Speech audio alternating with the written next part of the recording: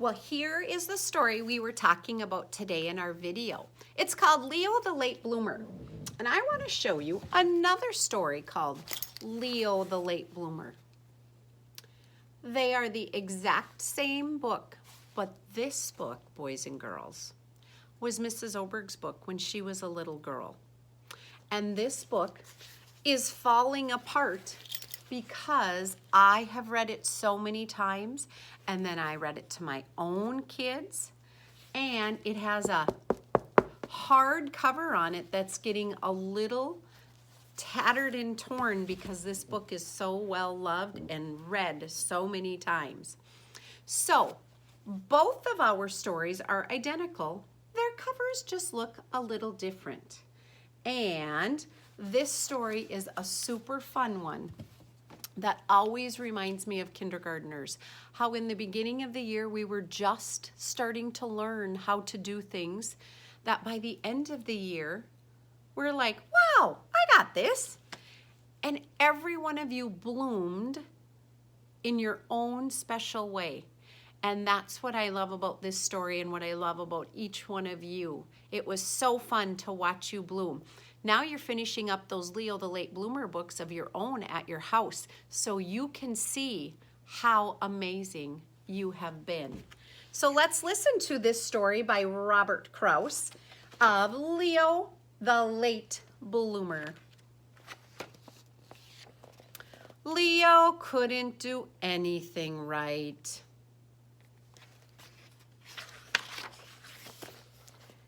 He couldn't read. Sometimes we felt like that. Mrs. Oberg, I don't know how to read. And I said, yes, you do. You can always read the pictures. We all know how to read.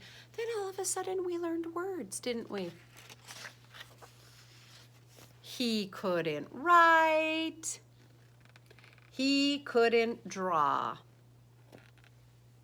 So there's poor Leo. And he's thinking, oh, look at all my friends. They can do different things. He was a sloppy eater. And he never said a word. All the other animals are making their animal noises. And here's poor Leo.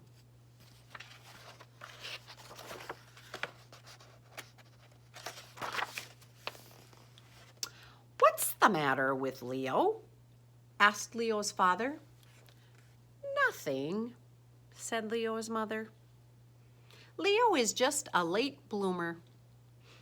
Better late than never, thought Leo's father. So what his mom is saying is, oh, just give him a little time. He'll bloom.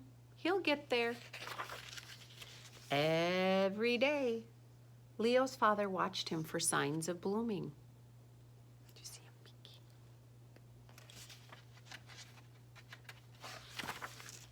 peeking? And every night, Leo's father watched him for signs of blooming.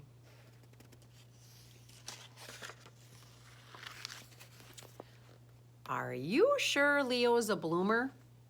Asked Leo's father.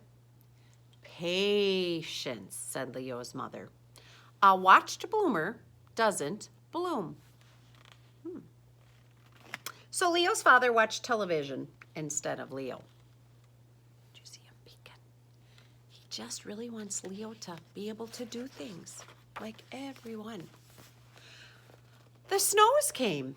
Leo's father wasn't watching, but Leo still wasn't blooming. Look at these beautiful creations all of them made, and Leo's chasing a rabbit.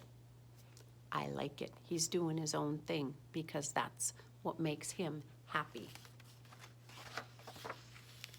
The trees budded.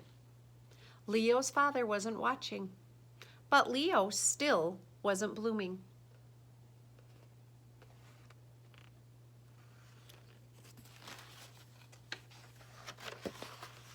I love this part because this is the part that really reminds me of all of you and all of the things you learned to do. Then one day, in his own good time, Leo bloomed. He could read. He could write.